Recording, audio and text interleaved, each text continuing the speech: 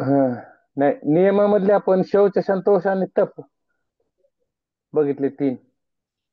तप तप तप बहुतेक तप चालू होता असं वाटतं मला. हो हो. हं, ठीक आहे, बघूया.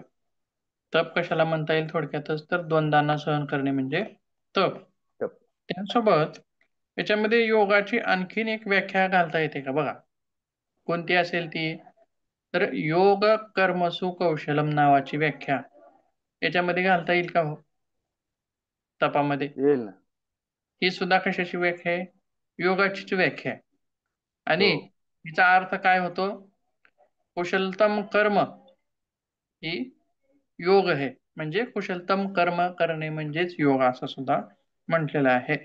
म्हणजे आपण आपलं जे काम आहे ते जितक्या कुशलतेने करू ते तितकंच ते हे आहे. त्याच्यामध्ये परत आणखीन काही गोष्टी येतात बघा. दोन तीन गोष्टी येतात. काय काय येतात बघूया आपण त्याच्यामध्ये. बघा, त्याच्यात कर्मातील निष्ठा, कुशलतम कर्मामध्ये काय काय येतं बघा. एक आहे कर्मातील निष्ठा, दुसरा आहे उत्कृष्टता आणि तिसरा आहे भक्तिभाव.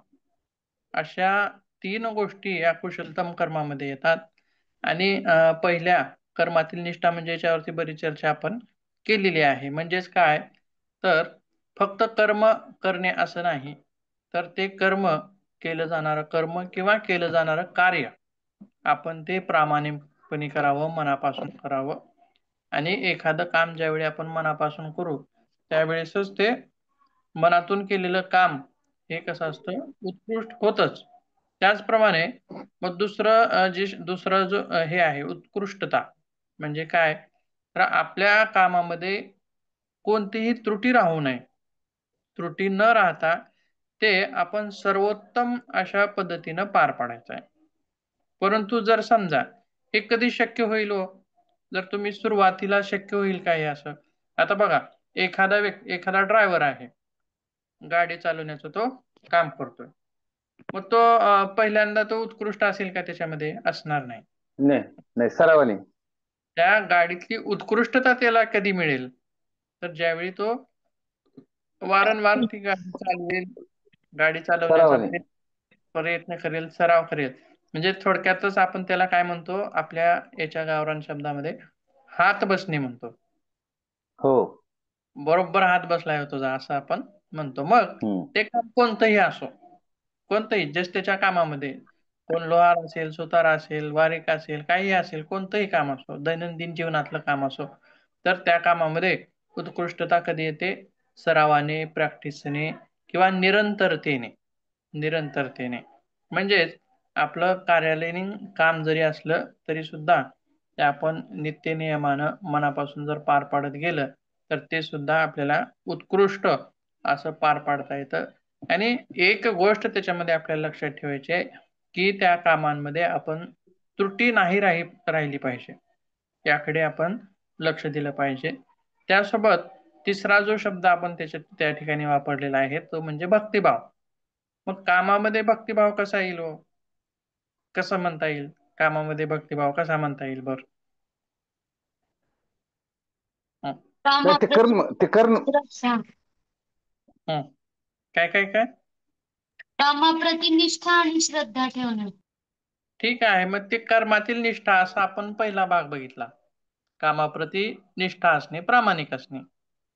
आणि निष्ठा असली तरच किंवा प्रामाणिकपणा असला तरच ते उत्कृष्ट होतं. हा दुसरा हो. भाग बघितला. म्हणजे उत्कृष्ट झालं तरी उत्कृष्ट होण्यासाठी त्याच्यामध्ये त्रुटी न ठेवणे हे आणखीन त्याच्यामध्ये आपण उत्कृष्टतेमध्ये भर पाडण्यासाठी ऍड केलं, की कुठली त्रुटी राहता कामा नये एवढं आपण त्याच्याकडे लक्ष द्यावं. त्यासोबत आता भक्तिभाव नावाचा काय प्रकार आहे मग? काय म्हणता येईल बरं? पूर्ण झोकून देऊन, पूर्ण हा झोकून देऊन ते काम करणं. हा. म्हणजे प्रयत्नांची पराकाष्ठा. पराकाष्ठा करणं. हा. जेवढं शक्य आहे प्रयत्नांची तेवढं त्याच्यासाठी हे करणं. तळमळीनं त्या तळमळीनं. कामासाठी तळमळीनं धडपडणे किंवा ते त्या कामामध्ये स्वतःला झोकून देणे, हम्म. पूर्णपणे झोकून देणं. त्या कामामध्ये स्वतःला वाहून घेणे. म्हणजे जो व्यक्ती वाहून घेतलेला आहे आणि जो हे माझं काम आहे, ड्युटी आहे किंवा हे पगारी पुरती आहे असं ज्यावेळी आपण करतो ते ते काम आणि एखाद्यानं त्या कामामध्ये पूर्णपणे झोकून घेतलेलं आहे आणि ते काम दोघांच्या कामामधला फरक कसा असतो बघा काय असतो फरक तर जो वाहून घेतलेला व्यक्ती आहे तो रात्रंदिवस त्या कामाप्रती चिंतनात असतो त्याचा प्रत्येक वेळ त्याचा प्रत्येक क्षण तो जेवताना खाताना पिताना सगळ्या गोष्टी काहीही करताना त्याच्यामध्ये त्याच्या मनामध्ये त्या कामाविषयी ध्यास. धडपड असते त्या कामाप्रती विचार असतात बरोबर आहे का म्हणजेच तो आणि ते काम एकरूप होऊन जातं तो व्यक्ती आणि ते काम एकरूप होऊन जातं म्हणजेच अतिशय पराकाष्ठेने केल्यामुळं त्या कामामध्ये अतिशय उत्कृष्टता येते परत आपण आणखीन कुठं आलो उत्कृष्टतेकडे आलो मग भक्तिभाव नावाचा प्रकार आणखीन राहिलाच त्याच्यामध्ये तिसरा प्रकार ईश्वर प्रणिधानात व्हा ईश्वराला स्मरण समर्पित करून करायचं काम. हा बघा आता बरोबर आलं बघा उत्तर तुमचं म्हणजे आपले कर्तव्य भक्तिभावामध्ये आपले कर्तव्य परमेश्वराला समर्पित करण्याच्या भावनेने करणे बघा लिहून घ्या आपले कर्तव्य परमेश्वराला समर्पित करण्याच्या भावनेने करणे मग आता मला एक गोष्ट सांगा एखादी गोष्ट ईश्वराला अर्पण करायची आहे समर्पित करायची आहे मग ती कशी असली पाहिजे हो घाण चालेल का किंवा आपल्याला आपल्या देवाला नैवेद्य दाखवायचा आहे मग तो शिळा चालतो का नाही म्हणजे तो खरड झालेला असेल का चालेल का नाही किंवा त्याला मुंग्या लागलेल्या आहेत किंवा काही झालेलं आहे घाण झालेला आहे असं चालेल का नाही म्हणजे स्वच्छ पाहिजे शुद्ध पाहिजे त्याचप्रमाणे किंवा नैवेद्याच्या ठिकाणी आपण इतर कुठल्या गोष्टी दाखवतो का हो दाखवता येतात का म्हणजे नैवेद्य दाखवताना आपण जो विचार करतो दाखवताना तो शुद्ध असला पाहिजे सात्विक असला पाहिजे घाण नाही लागलेलं पाहिजे किंवा व्यवस्थित चवीनं सुद्धा व्यवस्थित बनलेला पाहिजे अशा वेगवेगळ्या गोष्टींचा आपण भान ठेवून सगळ्या गोष्टी लक्षात ठेवून आपण तो ईश्वराला समर्पित करतो त्याचप्रमाणे आपलं कर्म सुद्धा ईश्वराला समर्पित करायचं आहे आता कर्मयोगाचा भाग येतो बघा याच्यामध्ये बरोबर आहे का योगामधला फक्त आता ज्यावेळी कर्मचाऱ्यांसाठी योग असा हा जो भाग बघतोय पण नुसता अष्टांग योगच बघायचा का आपल्याला तिथं अष्टांग योगच त्यांना फायद्याचा आहे का अष्टांग योग तर फायद्याचाच आहे परंतु त्यासोबत भक्तियोग म्हणा कर्मयोग म्हणा ज्ञानयोग म्हणा अशा वेगवेगळ्या गोष्टी सुद्धा त्याच्यामध्ये महत्वाच्या आहेत म्हणजेच ज्यावेळी आपलं कर्तव्य आहे मग तुम्ही कोणत्याही कर्तव्यावर असाल समजा तुम्ही मिलिटरीमध्ये आहात बरोबर आहे किंवा तुम्ही डॉक्टर आहात किंवा तुम्ही इंजिनियर आहात किंवा तुम्ही वकील आहात किंवा आणखीन काही आहात तर ते जे कर्तव्य आहे मग तुम्ही जर ते भ्रष्टतेने केलेलं असेल तर ते ईश्वराला समर्पित करणे योग्य आहे का म्हणजे असं काम ईश्वराला समर्पित करता येईल का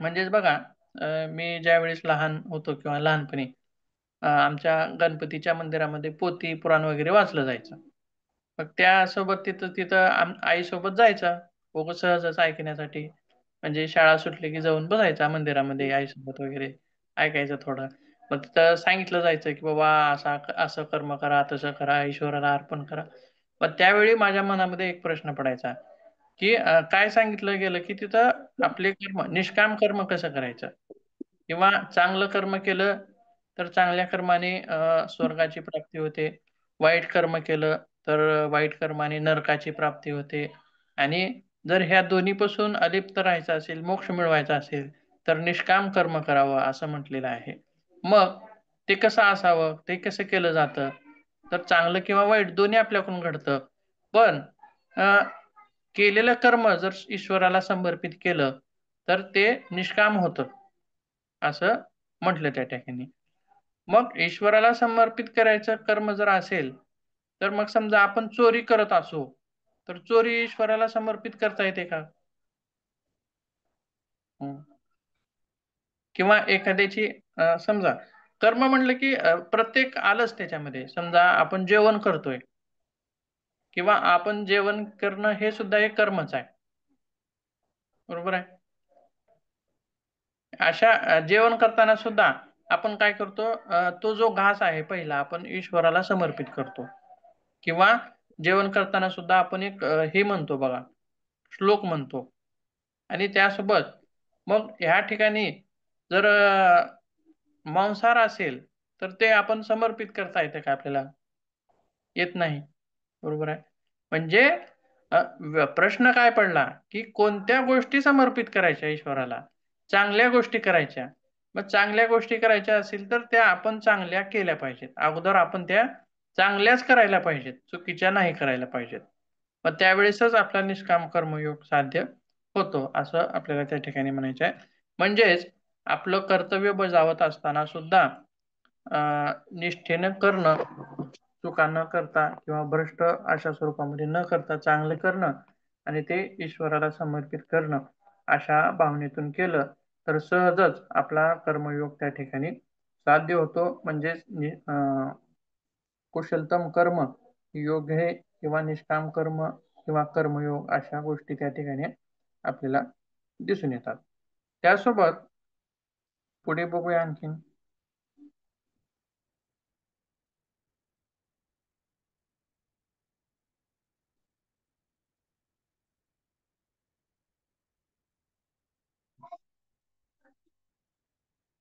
बघा काय काय आहे. आपले आता आणखीन एक बघा, पहिला पॉईंट तर आपण बघितलेला आहे की अनेक अडचणी आल्या तरी किंवा ज्यावेळी त्याच्यामध्ये अडचणी निर्माण होतात त्यामध्ये त्या परिस्थितीमध्ये डगमगून न जाता ते त्याला सामोरं जाणं, हे पहिला पॉईंट आपण बघितलेला आहे. त्याच्यानंतर दुसरं काय म्हटलंय आणखीन बघा, आपले कार्य नियमित चालू ठेवणे.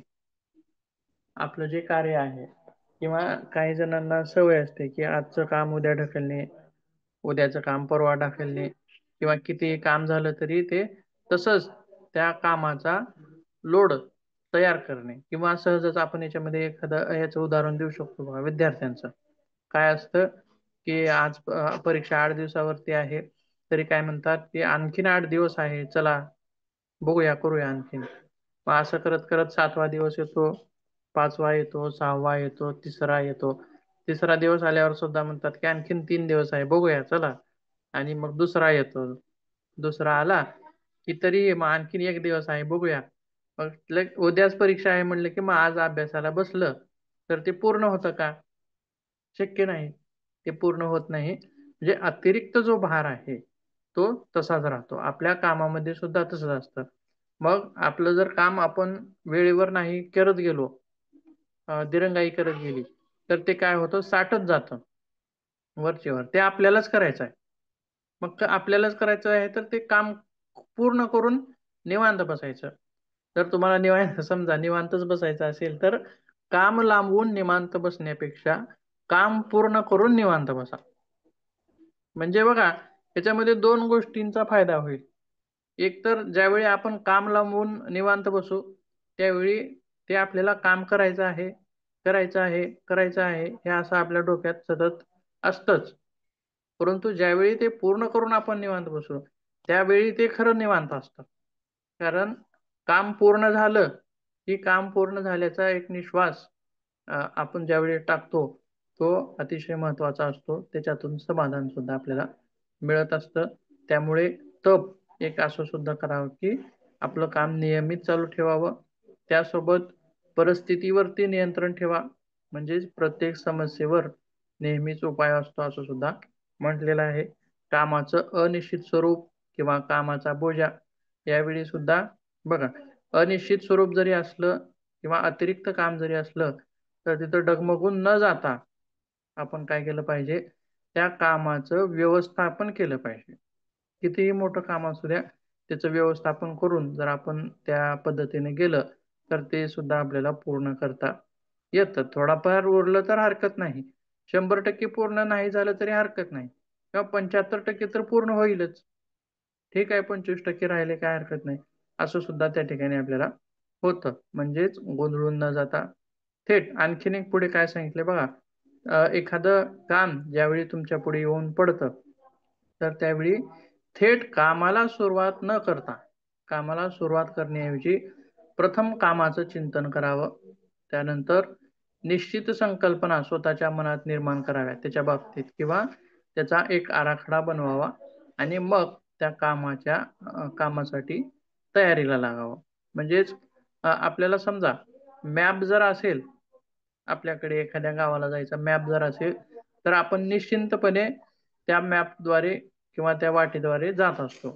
परंतु आपल्याकडे मॅपच नसेल, तर मग नेमकं आपण कुणीकडून गेलं तर ते गाव सापडणार आहे, म्हणजे मनामध्ये एक प्रकारचा दुगदुगा असतो. तसंच म्हणून अगोदर जर आपण त्याचा आराखडा बनवला, तर ते नक्कीच आपण पार पाडू शकतो. त्यासोबत पुढे आणखीन काय म्हणले बघा, अपयश हे सहजतेने घ्या. आपण कितीही प्रयत्न करून जर आपण ते काम पूर्ण पाडू शकलो नाही, तर त्याच्यामध्ये सुद्धा आपण हे राहिलं पाहिजे, स्थिर राहिलं पाहिजे.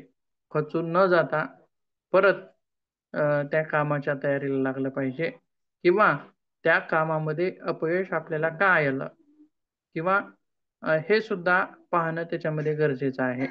आणि हाच प्रकार सुद्धा स्वाध्यायामध्ये सुद्धा येऊ शकतो. किंवा एखादं काम खंड पडू न देता करणं, नियमित करणं, त्याच्याविषयी अभ्यास. म्हणजेच बघा आता अपयश का आलं याविषयी चिंतन करणं. आपण दर आठवड्याला आपल्या कामाविषयी चिंतन करावं, की आठवडाभर आपण काय काय काम केले आणि आपल्या टार्गेट प्रमाणे ते काम झालंय का, किंवा आपल्या ह्याच्याप्रमाणे ते काम झालंय का. जर झालं नसेल, तर मात्र मग त्याच्यावरती चिंतन करावं आणि पुढच्या आठवड्यामध्ये गेल्या आठवड्यामध्ये झालेल्या काय काय चुका आहेत, त्या चुकांची पुनरावृत्ती न करता आपण पुढच्या आठवड्यामध्ये ते काम आपण परत करावं. आणि जेणेकरून मग दोन्ही आठवड्यांमधला आपल्याला फरक त्या ठिकाणी निश्चितच कळणार आहे. म्हणजेच हे करणं सुद्धा त्या ठिकाणी गरजेचं आहे. त्यासोबत काम रोजच्या रोज दैनंदिन करणं म्हणजेच एक प्रकारचा स्वाध्याय आहे. आणि ईश्वर प्रणिधान नावाचा एक भाग आहे. पुढे बघा काय म्हणते, शरण जाणे. किंवा आता इथं शरण कोणाला जायचंय बघा, तर आपण योग मार्गामध्ये कोणाला जातो शरण, ईश्वराप्रती शरण जातो. परंतु काय काय ठिकाणी काय होतं बघा, आपण एखाद्या कार्यालयामध्ये वगैरे असेल, तर काही गोष्टी ह्या एखाद्याला माहीत असतात, परंतु काहींच्या मनामध्ये असा हे असतो, म्हणजे की आपण इतरांना कसं विचारावं. म्हणजे एखाद्याला विचारलं तर आपली किंमत कमी होईल असं काही जणांना वाटतं. पण तसं काही होत नसतं. आपल्याला जर येत नसेल, तर ते इतरांकडून शिकून घ्यावं. इतरांकडून शिकून घ्यावं. इतरांकडून शिकल्यानं कमीपणा येत नसतो. बघा, त्यासोबत मग ठीक आहे, अशा बऱ्याच गोष्टी घडतात की इतरांकडून शिकून घेऊन त्या आपण पूर्ण पार पाडू शकतो. परंतु काही वेळा अशा गोष्टी असतात की त्या इतरांना पण येत नाही. आपल्याला तर येत नाही आणि इतरांना पण येत नाही. मग कसं करायचं? मग ते कसं पार पाडता येईल? तर त्यावेळी आपण समूह चर्चा, गट चर्चा अशा गोष्टीतून सुद्धा त्याच्यामध्ये एखादा मार्ग काढू शकतो. म्हणजे बघा कसं, एखाद्या समस्येवर तुम्ही स्वतः विचार करताय, तर ती विचार करण्याची पद्धत किंवा तुमचे विचार करण्याचे मार्ग वेगवेगळे असतील. मग दुसऱ्या व्यक्तीकडून तुम्ही ते हे करून घेताय, सॉल्व्ह करण्याचा प्रयत्न करताय. मग त्याच्याकडून पण सुटत नाही. परंतु तीच गोष्ट जर आपण 5 जणांच्या ग्रुपमध्ये शेअर केली, तर ती कशी मार्गी लागेल? तर 5 जणांचे विचार 5 बाजूंनी त्याच्यावरती विचार करतील ती लोक, त्यांच्या त्यांच्या डोक्याने. मग तिथं एक म्हणेल की हे असं केलं तर बरोबर होईल, दुसरा म्हणेल हे असं केलं तर बरोबर होईल.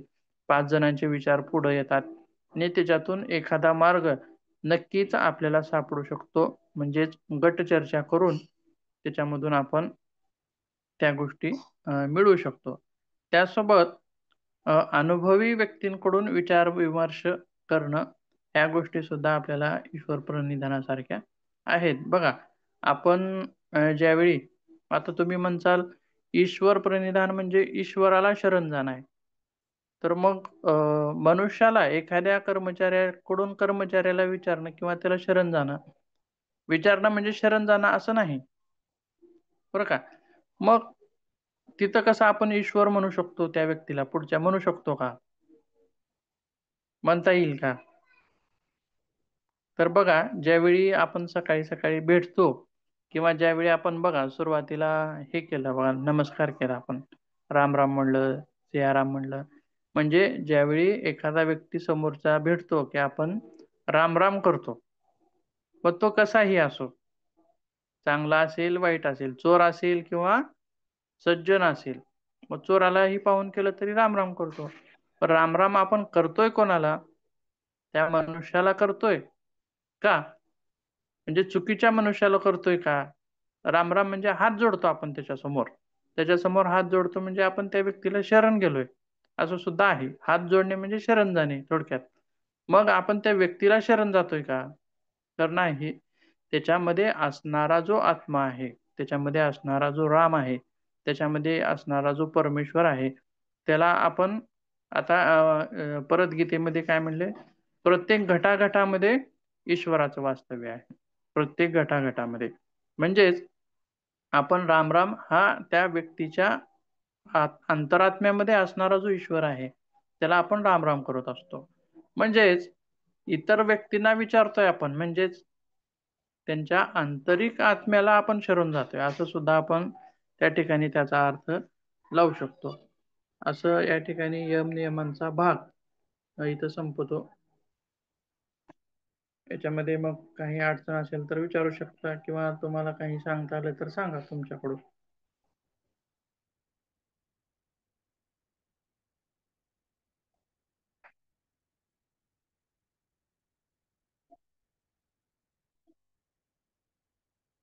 पाच यमापैकी किंवा पाच नियमापैकी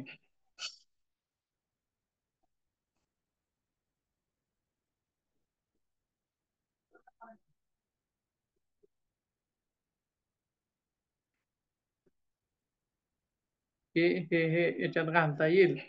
कारण बघा, आपण गेल्या वर्षी हा भाग बघितलाय, शिक्षणाच्या व्याख्या बघितल्यात का तुम्ही? बरोबर आहे. शिक्षणाच्या व्याख्या बघितलेल्या आहेत आणि शिक्षणाचे स्तर सुद्धा बघितलेले आहेत. म्हणजे कोणकोणते होते? प्राथमिक, पूर्व प्राथमिक, प्राथमिक, माध्यमिक, उच्च माध्यमिक. हा, ते तर झालेच, परंतु त्याच्यामध्ये आणखीन एक हे आपण हे केलं होतं बघा, म्हणजे चिंतन स्तर, अवबोध स्तर, असे काही स्तर होते का? हा हा. हा? म्हणजे खालचा सुरुवातीचा जो स्तर असतो प्राथमिक, तो अबोध, अबोध होता. फक्त पाठांतराचा होता. जे शिकवेल ते पाठ करून यायचं आणि सांगायचं. मग दुसरा जो स्तर होता, म्हणजे एका प्रश्नाचं उत्तर 4 ओळीत लिहायचं होतं, लघुत्तरी प्रश्न लिहा. म्हणजे थोडस त्याच्या बाबतीत समजत होतं तिथं. त्याच्यानंतर वेगळा स्तर होता आणि शेवटचा जो स्तर होता, म्हणजे MA चा असेल किंवा PG चा आपण त्याला म्हणूया, पोस्ट ग्रॅज्युएशनचा, तो कसा होता? चिंतन स्तर होता. म्हणजे फक्त शिकवणाऱ्याने शिकवलेलंच हे खरंच आहे असं तिथं म्हणायचं नाही, तर आपलं मत सुद्धा त्याच्यावरती व्यक्त करायचं असतं. किंवा बघा सुद्धा, गुरु आपला कलियुगामध्ये काय म्हटले? कलियुगी झाले संत फार. असंच आहे का ते?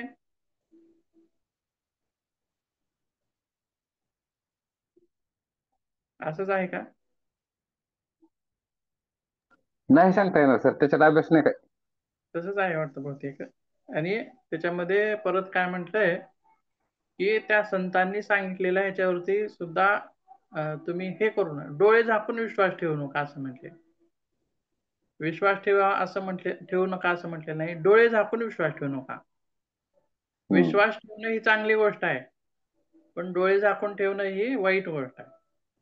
म्हणजे पुढल्या सांगितलेल्या व्यक्तीनं हे योग्यच आहे का, हे खरंच आहे का, त्याच्यावरती तुमचं मत काय, ते तुम्ही विचार करा. तुमच्या विचाराला जर ते पटत असेल तर मग त्या गोष्टीचं अनुसरण करा किंवा त्या गुरुचा तुम्ही स्वीकार करा असं सुद्धा म्हटलेलं आहे. म्हणजेच आत्मचिंतन.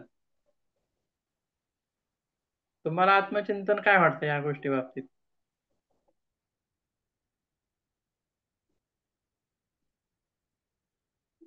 चिंतन करा थोडं.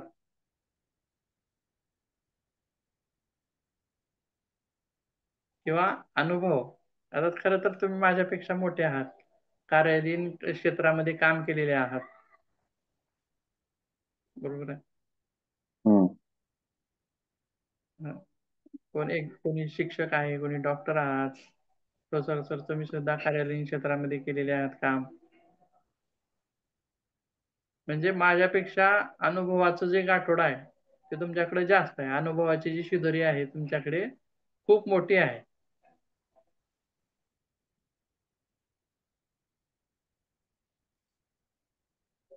खरंय सर हे. ठीक आहे. नसेल तर बघू पुढे जाऊया मग. चालेल.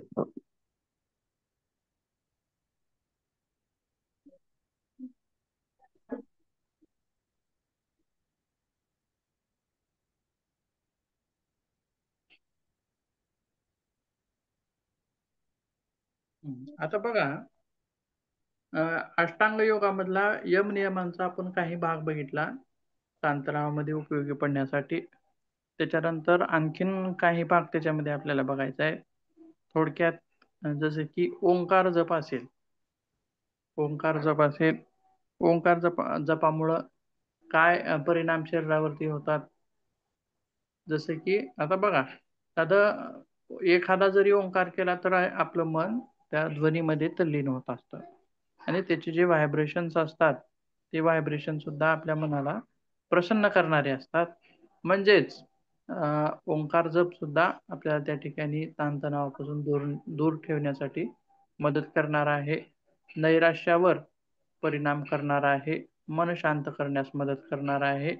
त्यासोबत नकारात्मक विचारांचं स्वरूप कमी करण्यासाठी सुद्धा त्या ठिकाणी मदत करणार आहे आणि सकारात्मक स्थितीला प्रोत्साहन देणार आहे. बघा दोन गोष्टी किती महत्वाच्या आहेत. नकारात्मकता कमी करणं आणि सकारात्मकता वाढवणं, पॉझिटिव्हिटी वाढवणं. अशा वेगवेगळ्या गोष्टी सुद्धा आपल्याला ओंकार जपातून त्या ठिकाणी साध्य करता येतात. त्याच्यानंतर पुढचा एक भाग आहे तो आहे हास्ययोगाचा. आता ओंकार जप असं विशेष असा कुठे उल्लेख आहे का ओंकार जपाचा?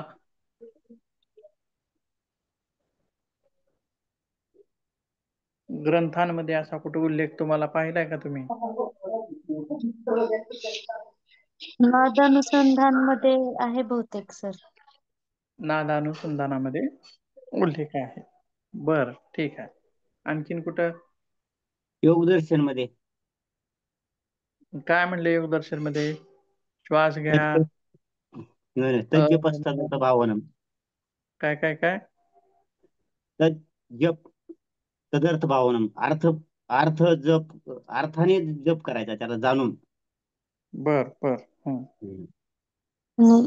शांडिल्य उपनिषदामध्ये पण आहे ना सर ओंकाराचं महत्व. ओंकार जप हा जो प्रकार आहे बऱ्याच ग्रंथांमध्ये याचं वर्णन आढळतं. मग हा विशेष असा एक ध्वनी आहे. विशेष ध्वनी असा आहे की त्याचा शरीरावरती सकारात्मक परिणाम होतो. आणि ओंकार जो आहे बघा प्रत्येक मंत्राच्या अगोदर सुद्धा ओंकार लावावा लागतो. त्यावेळेसच तो मंत्र पूर्ण होतो. बरोबर आहे. आणि त्याची जी वारंवारता आहे त्याचा जो उठणारा जो ध्वनी आहे तो आपल्याला बाह्य जगतामध्ये सुद्धा पाहायला मिळतो. जसे की बघा गोंधळाचं ठिकाण असेल. गोंधळ बरेच लोक एकत्रित बोलत आहेत. जसे की समजा लग्न कार्यामध्ये लग्न समारंभामध्ये 400-500 माणसं एकत्र जमलेले आहेत आणि सगळेजण आपल्या आपल्या वेगवेगळ्याच आवाजामध्ये बोलत आहेत. म्हणजे आपल्या आपल्या गप्पा गोष्टी मारत आहेत. परंतु त्या सर्वांच्या आवाजामधून एक आवाज निर्माण झालेला असतो बघा, वेगळाच. तो कशा स्वरूपाचा असतो? गोंगाट. तो ओंकाराच्या स्वरूपाचा असतो. ध्वनी ओंकाराच्या स्वरूप. स्वरूपाचा असतो. किंवा गाईचं हंबरणं असेल, जनावरांचं हंबरणं असेल, कुत्र्यांचं भुंकणं असेल, किंवा बऱ्याच गोष्टी अशा, समजा एखादी मोटार असेल, गुई असा आवाज, किंवा माशाचं हे असेल, म्हणजे बघा, एखादा जर आवाज तसा येत असेल तर आपण ओम असं ज्या वेळेस म्हणतो आणि त्या आवाजाचं आणि ह्या आवाजाचं मिलन होत असतं बघा. कधी कधी तुम्ही करून बघा कसं. ओम असं ज्यावेळी आपण म्हणतो आणि तो माणसाकडून न येणारा कृत्रिम जो आहे, वस्तूंकडून येणारा, त्याच्यामध्ये ना आपल्या ओंकारामध्ये सुद्धा मिलन होऊन जातं बघा. म्हणजे नादानुसंधान.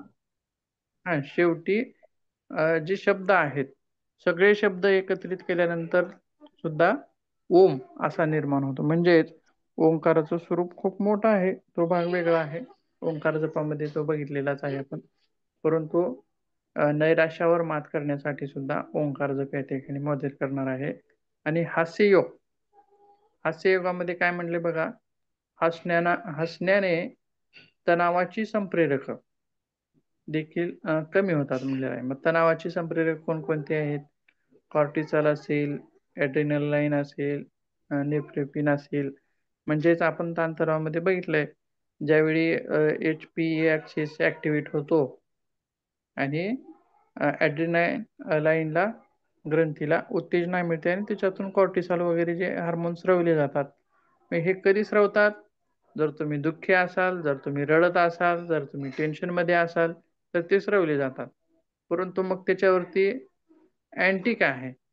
जसे की बॅक्टेरियावरती काय असतं? अँटीबायोटिक असं आपण म्हणतो त्याला. अँटी म्हणजे त्याच्या प्रतिरोधी काय आहे? तर हास्य आहे. आणि या हास्यातून आपल्याला याच्यावरती परिणाम होतो, असं सुद्धा कमी होण्यासाठी मदत होते असं म्हटलेलं आहे. किंवा न्यूरोपेप्टाइड्स हे संप्रेषणासाठी तंत्रिका पेशींना आवश्यक असतात आणि हे न्यूरोपेप्टाइड्स डोपामाइन, एंडोर्फिन आणि सेरोटोनिन यासारख्या मेंदूतील आनंदी रासायनिक संदेशवाहक न्यूरोट्रान्समीटर सोडण्यासाठी जबाबदार असतात असं म्हटलेलं आहे. आणि या ज्या गोष्टी आहेत, या सर्व गोष्टी हास्ययोगातून आपल्याला त्या ठिकाणी मिळू शकतात. त्याच्यामध्ये आणखीन एक गोष्ट अशी आहे की बघा, की म्हणजे जबरदस्तीनं जे हसणं आहे तसं नको आहे. ते कृत्रिम हास्य नको आहे. म्हणजे कसं, मोठा श्वास घेतलाय आपण आणि जोरजोरात हसतोय, परंतु हास्य ही भावना आहे. दुःख ही काय आहे? भावना आहे. उगं रडणं हे वेगळं आणि दुःख झाल्याचं रडणं हे वेगळं.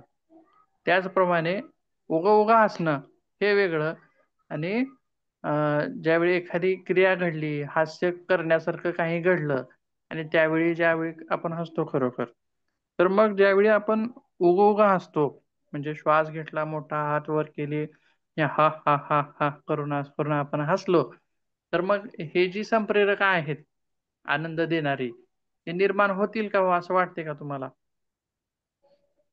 नाही. कधी निर्माण होतील मग ती? मनातून हसल्यानंतर. ज्यावेळी तुम्ही मनातून हसाल त्यावेळी ते निर्माण होतील. म्हणजे हास्याची ही करता येत नाही प्रतिकृती, आणि त्या प्रतिकृतीचा उपयोगही नाही. जसं की आता फुलं निघालेली आहेत बघा, ह्याची प्लास्टिकची. प्लास्टिकची. गुलाबाच्या फुलाचा वास येईल का प्लास्टिकच्या फुलाचा वास येईल? गुलाबाच्या रिअल फुलाचा वास येतो. त्याची गुणधर्म त्या रिअल फुलामध्ये आहेत. म्हणजेच त्याप्रमाणे हास्य हे खरं असलं पाहिजे. आणि विशेष करून मग तिथं कसं वापर करता येईल त्याच्या, जसं की असं जबरदस्तीने न हसता आपण त्याच्यामध्ये वेगवेगळे प्रकार करू शकतो. जसं की त्याच्यामध्ये एखादा जोक सांगू शकतो, अशा कुठल्या गोष्टी सांगू शकतो जेणेकरून पुढल्या माणसांना हसू येईल. किंवा जे लोक दुःखी असतात किंवा अतिशय ताणतणावाखाली असतात, त्यांना काहीही सांगितलं तरी हसू येत नाही. काही सांगितलं तरी ते हसत नाही. हास्य त्यांच्या चेहऱ्यावरचं गायब झालेलं असतं. म्हणजे अशा लोकांना मग कसं हसवता येईल?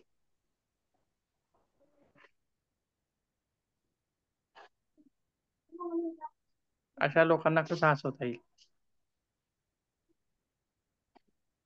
त्याचे सुद्धा क्लासेस असतात बघा. हास्य क्लब. असे क्लासेस. हास्य क्लब असं त्याला म्हणतात. जसे की ध्यानधारणेचे सुद्धा क्लास असतात. आमच्या इथं ध्यान शिकवलं जाईल. आमच्या इथं 15 दिवसात ध्यान शिकवलं जाईल. आमच्या इथं 5 दिवसात ध्यान शिकवलं जाईल. असं असतं. तसंच हास्य क्लास सुद्धा असतात. कोणी गेलंय का हास्य क्लबला नाही नाही. तुमच्यापैकी? जाण्याची गरजच पडली नाही म्हणा. हा, आम्ही असंच खळखळून हसतो. बरोबर आहे. असंच एकमेकांमध्ये असून बसून आम्ही हा, फुकटचा हसतो. आम्हाला पैसे देऊन हसण्याची गरज नाही. नाही, नाही. अजिबात नाही. आणि विशेष म्हणजे तिथपर्यंत जाण्याची सुद्धा गरज पडली नाही. म्हणजे तिथं जातात कोण? अति उच्च तणावाखाली असलेले लोक. आणि अतिउच्च प्रकारचा तणाव आपल्याकडे आला नाही, हे सुद्धा आपण ईश्वराला काय केलं पाहिजे? बरं झालं बाबा, तिथपर्यंत जायची गरज आली. आपण सहजच म्हणतो बघा, की माणसाला कोर्टाची आणि दवाखान्याची पायरी लागू नये. म्हणजे एकदा लागली की ती जिरवते आपल्याला असं. म्हणजे तिथपर्यंत गेलो नाहीत हेच आपल्यासाठी महत्वाचं आहे. ठीक आहे, तो विषय वेगळा आहे. आणि हसण्यामुळं अशी फील गुड हार्मोन्स म्हणजे की ज्या हार्मोन्समुळे आपल्याला चांगलं वाटतं, आनंदी राहतो माणूस त्या हार्मोन्समुळे, असे हार्मोन्स याच्याद्वारे स्रवले जातात. त्याच्यामुळं हास्ययोग आपण त्या ठिकाणी त्याचा सहजच वापर केला पाहिजे. त्यासोबत आणखीन काय म्हणले बघा पुढे, आसनांचा भाग, ओंकार जप असेल, हास्ययोग असेल किंवा यम नियमांचा भाग संपला, तर आसनांच्या भागामध्ये कोणता भाग आपल्याला तिथं सांगता येईल? कोणती आसनं सांगता येईल जेणेकरून आपल्या शरीराला विश्रांतीदायक असतील? आता बघा, मनाला विश्रांती देणाऱ्या गोष्टी वेगळ्या आणि शरीराला विश्रांती देणाऱ्या गोष्टी वेगळ्या. किंवा मनाला ताकद देणाऱ्या गोष्टी वेगळ्या, शरीराला ताकद देणाऱ्या गोष्टी वेगळ्या. शरीराला प्रोत्साहन देणाऱ्या गोष्टी वेगळ्या, मनाला प्रोत्साहन देणाऱ्या गोष्टी वेगळ्या. मनाला आपल्याला कसं ताकदवान बनवता येईल? तर आपण जो वरचा भाग बघितलेला आहे, किंवा अष्टांग योगामध्ये सुद्धा 2 भाग आहेत बघा. कोणकोणते? एक अंतरंग आणि एक बाह्य असं आहे बघा. त्याच्यामध्ये बाह्य अंगामध्ये कोणते भाग येतात माहित आहे का तुम्हाला? अंतरंगामध्ये कोणते भाग येतात? बहिरंगामध्ये यम, नियम, आसन, प्राणायाम. यम नियम. हा, आणि पहिले आसन, दुसरे? 4 प्राणायाम, प्रत्याहार. आणि दुसरी याच्या अंतरंगामध्ये कोणते येतात? धारणा, ध्यान, समाधी. ध्यान धारणा हा, म्हणजे बघा समाधी. त्याच्यामध्ये सुद्धा फोड केलेली आहे. त्याच्यामध्ये सुद्धा फोड केलेली आहे. का? तर काही शरीरावर परिणाम करणारे आहेत, काही मनावर परिणाम करणारे आहेत. म्हणजे आताच मी म्हटल्याप्रमाणे की मनाची ताकद वाढवणारे वेगळेच आणि शरीराची ताकद वाढवणारे वेगळेच. म्हणजेच आपण वरी जे यम नियम बघितले, ते कोणाला प्रोत्साहन देणारे आहेत किंवा कोणाला विश्रांती देणारे आहेत?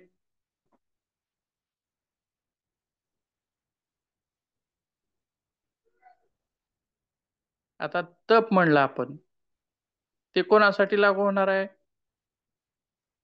मनाला. हा, मनाला मजबूत बनवण्यासाठी होणार आहे ना, बरोबर आहे? किंवा आपण सत्य म्हणलं, सत्य ही गोष्ट कशाद्वारे घडते किंवा कशाद्वारे करता येते? मनाद्वारेच, बरोबर आहे. शरीराद्वारे करता येते का? नाही, मनाद्वारेच त्या गोष्टी घडतात. सत्यासारख्या, अहिंसेसारख्या. म्हणजे मानसिक, आता समजा आपण टेन्शन म्हणलं की नुसतं टेन्शन असं म्हणत नाही, तर त्याच्यामध्ये एक शब्द आणखीन जोडतो, तो कोणता? मानसिक. टेन्शन असं म्हणत नाही, तर मानसिक टेन्शन असं म्हणतो. आणि विशेष करून टेन्शनमध्ये, तणावामध्ये सहभाग जास्त कोणाचा असतो किंवा टेन्शन हा रोग कोणाचा असतो, तर मनाचा असतो. शारीरिक रोग आहे का तो? नाही, मानसिक आहे. म्हणजेच या ठिकाणी आपल्याला लक्ष कोणाकडे देण्याची गरज आहे? मनाकडे देण्याची गरज आहे.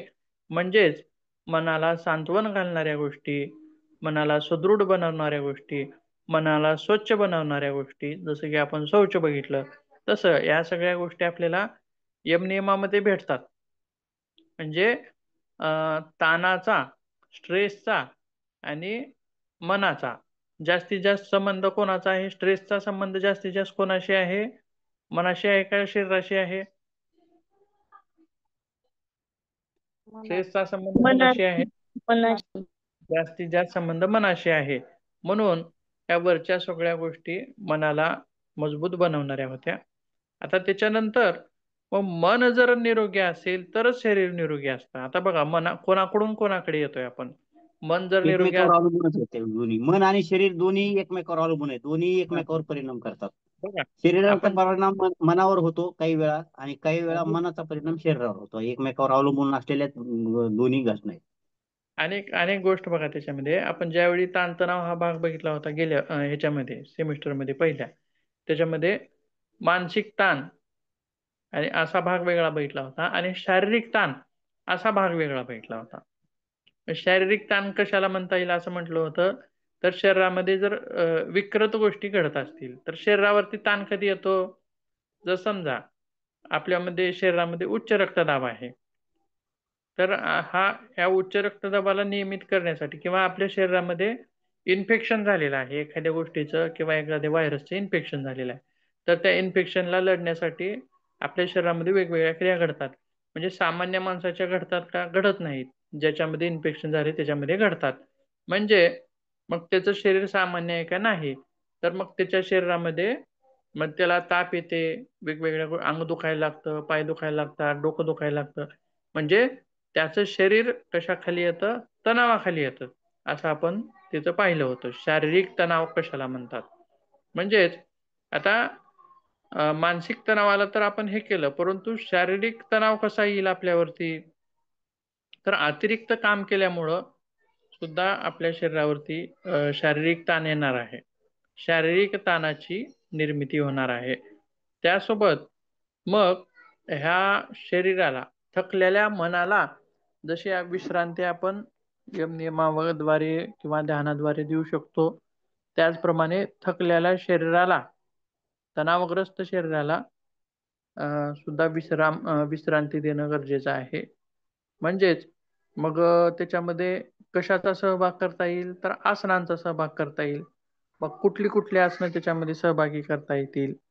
जसं की योगनिद्रेचा अभ्यास असेल, त्यासोबत शवासनाचा अभ्यास असेल, अशा वेगवेगळ्या गोष्टी आपण त्याच्यामध्ये सहज समाविष्ट करू शकतो. किंवा योगनिद्रा जे आहे हे अतिशय सुंदर उदाहरण आहे शरीरावरचा ताण कमी करण्यासाठी, किंवा त्याच्यानं मनावरचा सुद्धा ताण कमी होतो आणि ताणतणाव आपल्याला दूर करता येतो. म्हणजे कसं?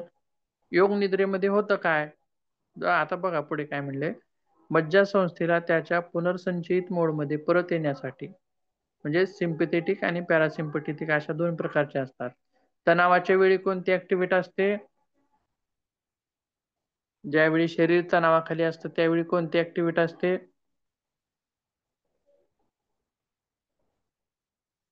सांगता येईल?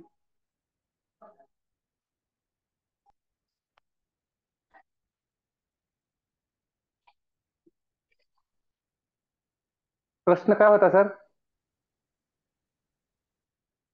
नर्वस सिस्टम दोन प्रकारचे असतात.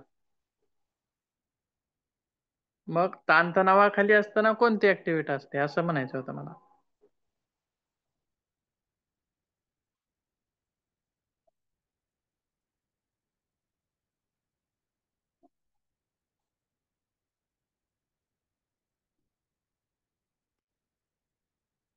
मग दोन आठवतंय नर्वस सिस्टीम कोणत्या ते सांगा.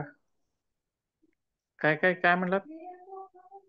नर्वस सिस्टीम दोन कोणते आहेत ते सांगा, म्हणजे मग पुढचं सांगता येईल आम्हाला. सिम्पेथेटिक आणि पॅरासिम्पेथेटिक अशा दोन प्रकारचे असतात. हा हा. आता आलं मग पॅरासिम्पॅथेटिक. सिम्पॅथेटिक असते, सिम्पॅथेटिक. राईट, असं ठोस सांगता आलं पाहिजे. मग बरोबर आम्ही आहे. गोळी मारली होती भुशात. गोळी मारलेल्या लगेच लक्षात येतं. गोळी मारलेल्या लक्षात येतं लगेच. बरोबर. लागला बाण तर लागला, नाही लागला तर ठीक आहे. अशा मग असं प्रकारे गप्पी बसण्यापेक्षा काहीतरी बरोबर आहे. सांगितलं. चुकीचं तरी उत्तर सांगितलं. सिम्पॅथेटिक हा. असते. वर्गामध्ये सुद्धा असंच एकदा झालं. काय होतं की सर प्रश्न विचारायचे आणि एक हा. विद्यार्थी काय करायचा, ते गाईड मधलं उत्तर बघून सांगायचा. गाईड मधली बघून हा. सांगायचा. मग त्याला सर शाबासकी द्यायचे, हुशार आहे, खूप हुशार आहे, खूप हुशार आहे म्हणायचे. आणि मग दुसऱ्या पोरांना ते बघवणं झालं नाही. मग सर गाईड मधलं बघून सांगते म्हणजे. त्यानं काय गाईड मधलं बघून सांगते म्हणले. तर सरांनी उत्तर काय दिलं, सांगते हे महत्वाचं आहे म्हणजे. हा. गाईड मधलं काय म्हणजे बघून सांगते, सांगणं पण महत्वाचं आहे. बघण्यासाठी होईना अभ्यास करतो ना तो, असं होतंय. बघण्यासाठी किंवा तो तितकं धाडस तरी करतोय ते सांगण्यासाठी, तर बरोबर आहे. आणि म्हणजे त्याच्यामुळे प्रयत्न अभ्यासच होतो ना त्याचा. बघून सांगत बघून असेल, सांगितलं. बघता सांगत असेल तर हम्म. सांगण्यासाठी प्रयत्न तर करतोय, हे सुद्धा गरजेचं आहे. महत्वाचं. त्याचप्रमाणे बाण मारून बघणं सुद्धा गरजेचं आहे. बघा, एक इमेज बघा म्हणजे तुमच्या लक्षात येईल परत.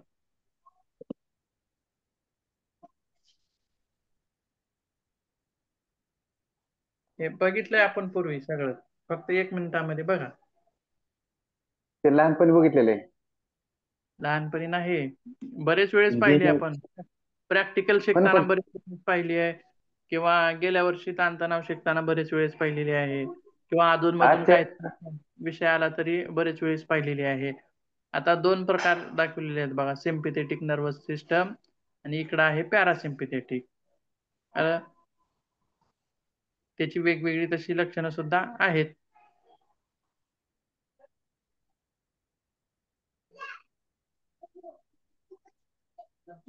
समजलं का सगळ्या गोष्टी?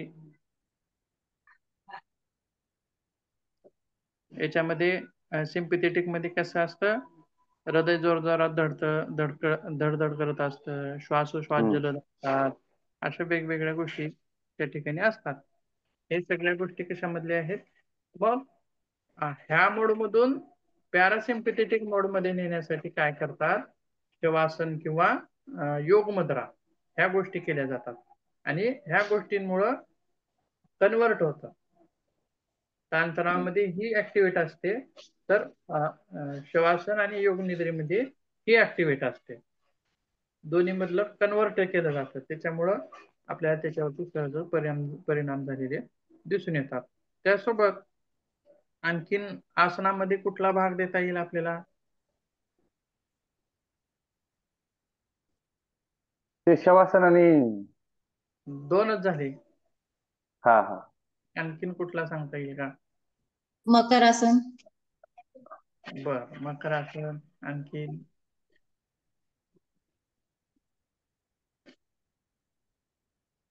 बालासन. बालासन. बर, छान. आणखीन काय सांगता येईल?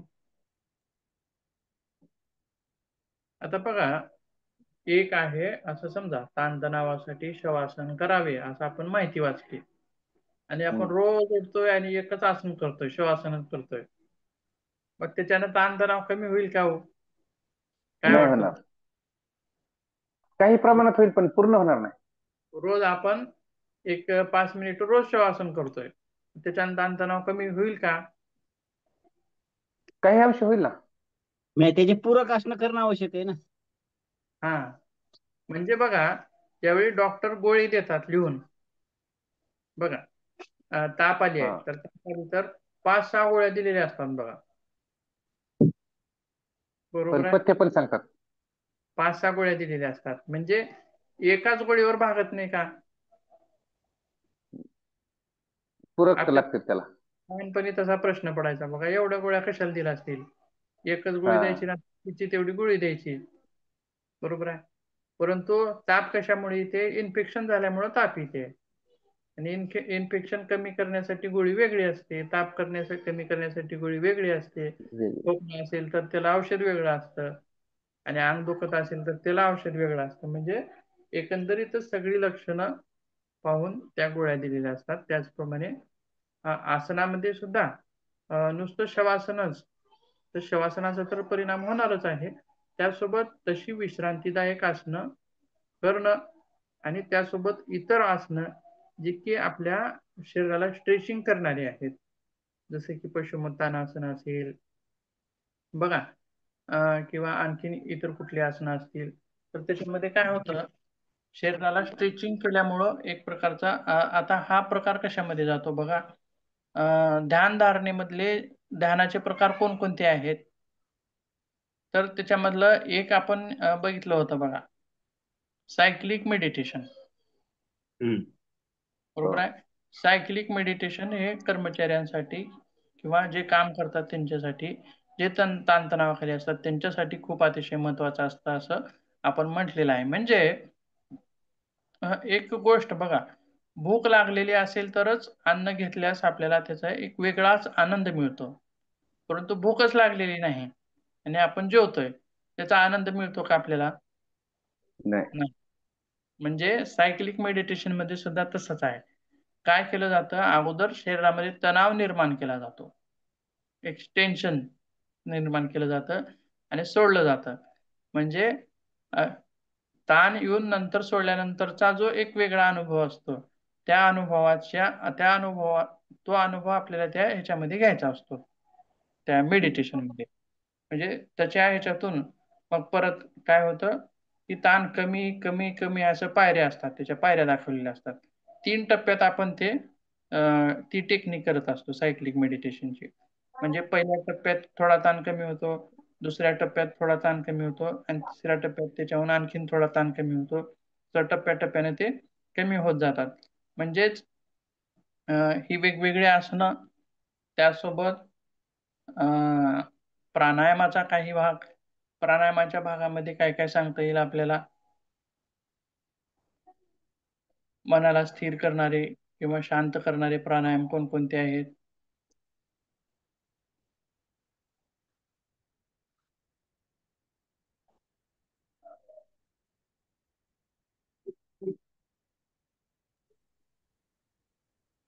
भ्रामरी ध्यान, भ्रामरी, ध्यान नाही, भ्रामरी प्राणायाम. बरं, आणखीन? अनुलोम विलोम प्राणायाम, बर, आणखीन? शीतली शीतकारी, बर, शीतली शीतकारी, ठीक आहे, हे रेग्युलर तर झालेच. पण त्याचसोबत आणखीन काही आपण ब्रिदिंग शिकल्या होत्या, जसे की डायफ्रोमॅटिक ब्रिदिंग, योगिक ब्रीथिंग, 3 प्रकारचे. अशा वेगवेगळ्या ब्रिदिंग शिकल्या होत्या. आणि ज्यावेळी आपण ह्या ब्रिदिंग करायचो, त्यावेळी आपलं पूर्ण लक्ष त्याच्यावरती असायचं.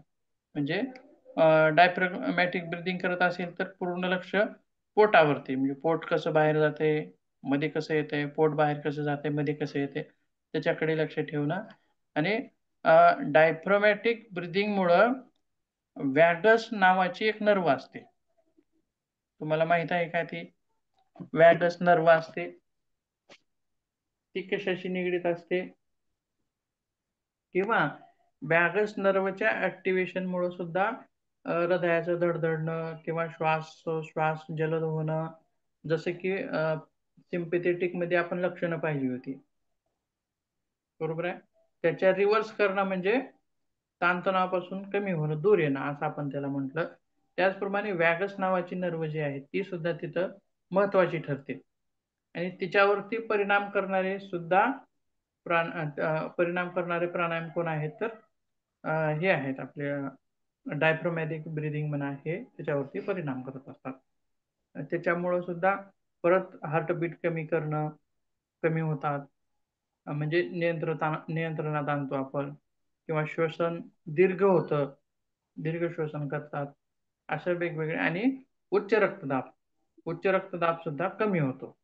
म्हणजे हे सगळं कशामुळे झालं, एकंदरीतच एका ब्रीदिंग. एका ब्रिदिंग मुळे ह्या सगळ्या गोष्टी घडल्या. त्यासोबत आता बघा सगळा जवळपास भाग आपला संपत आलेला आहे असं वाटतं मला. म्हणजे जास्तीत जास्त आपण फोकस कशावरती केलेलं होतं, कोण्या भागावरती? यम नियमांच्या भागावरती जास्त फोकस केलं होतं.